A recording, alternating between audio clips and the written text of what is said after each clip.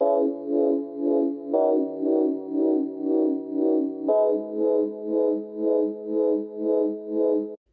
everyone, welcome to our last book of 2020. It is our December book called Waiting to Exhale by Terry McMillan.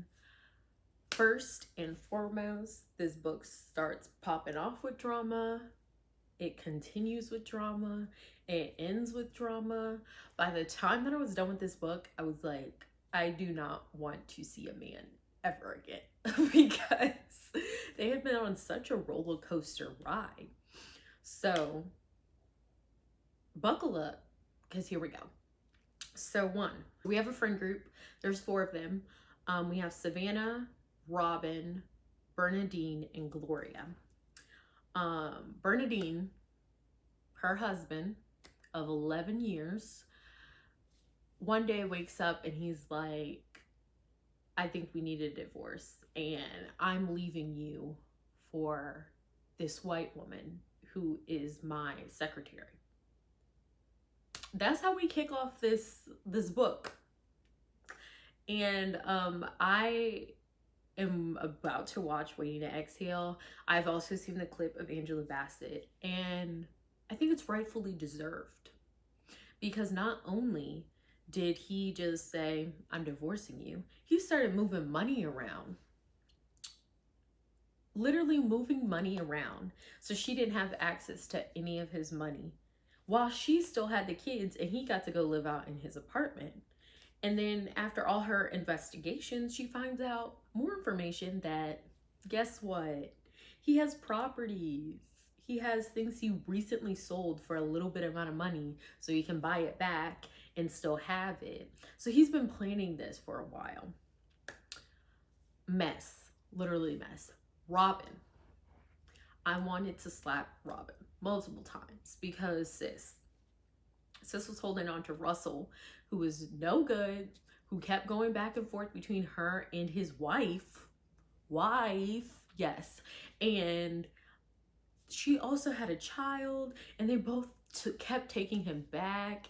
And there was a scene where Robin's like smelling his clothes and smells that it's not her perfume, and she's like, oh my god, I'm not gonna take him back. Then she's like, wait a second, his ex-wife is crazy. Maybe she put her cologne on his shirt to mess me up. And I'm like, Robin, I've been stupid before, but this was like next level stupid. Like, sis, be free of the shackles of these men, okay? Next we have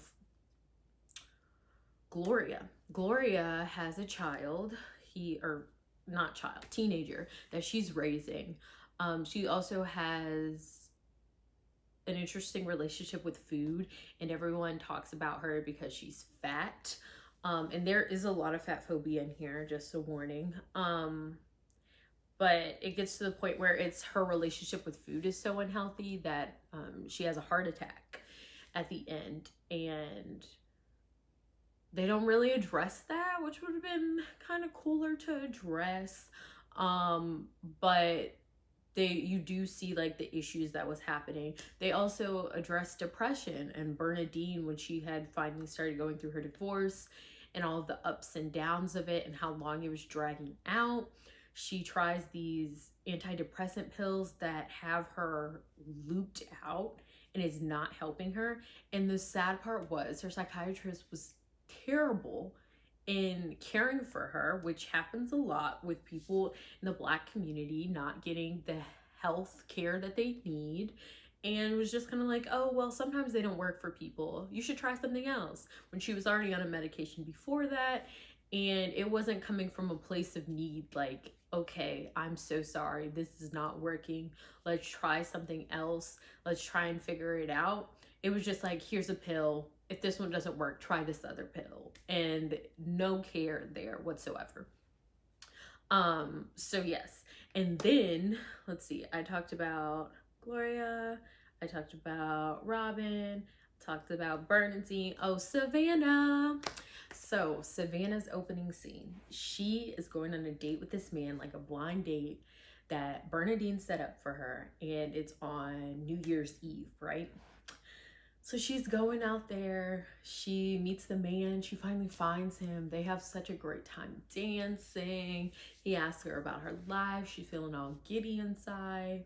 And then they go to sit back down at the table, and there's a girl on the other side of him that's also his friend. And he gets up and dances with her the exact same way he was dancing with Savannah.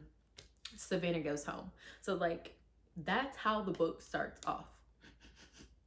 So obviously the point was we need to be mad at men. No, I'm kidding. But overall, it's basically about this journey of Black women finding their stride throughout the world, and that's been a theme of a lot of the books that we've read this year. But this one takes the cake with the camaraderie. Also, when people figure out how to check their friends, like Black woman friendships, some of the time they'd be like, she's too hard-headed, she's not gonna get it.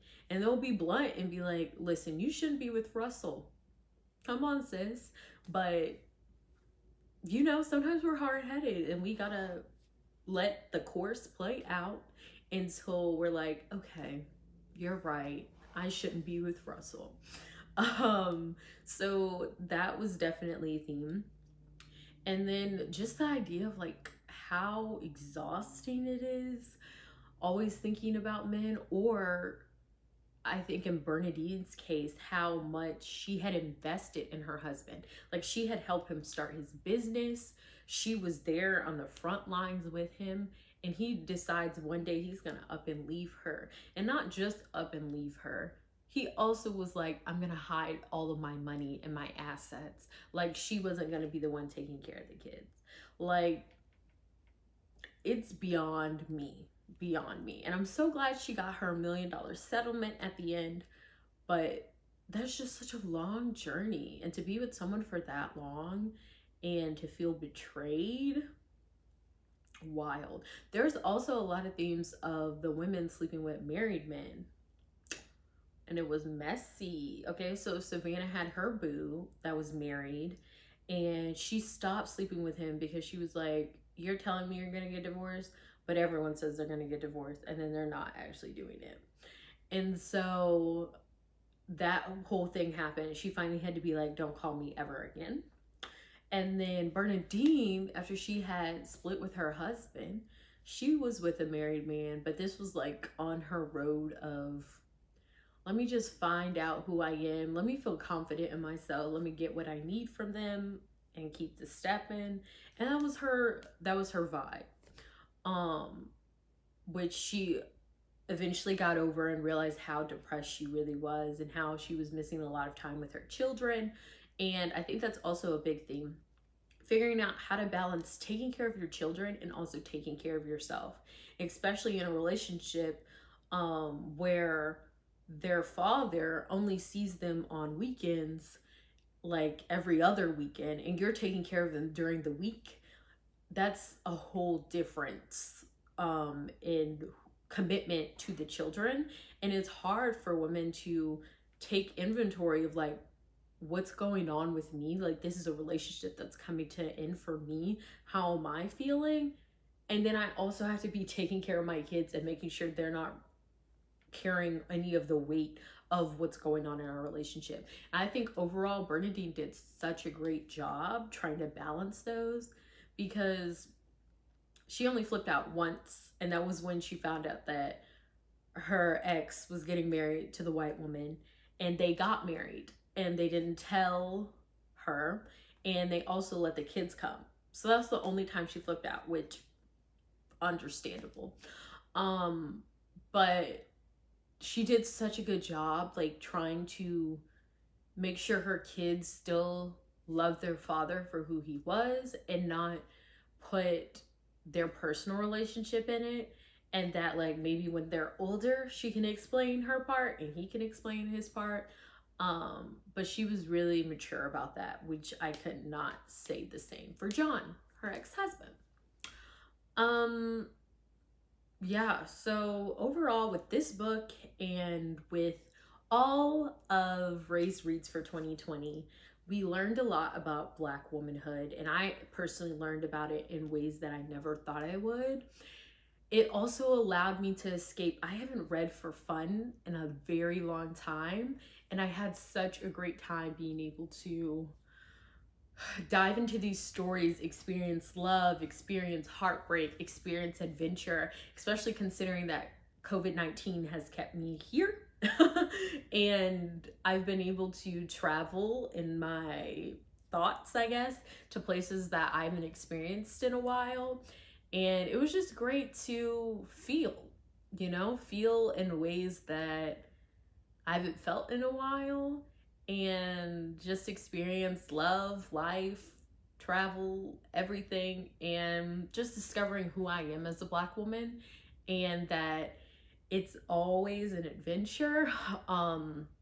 This world is really difficult, especially for Black women, but these texts have helped me find ways to connect, know that I'm not alone, and also just appreciate where I am in life and where I have to go.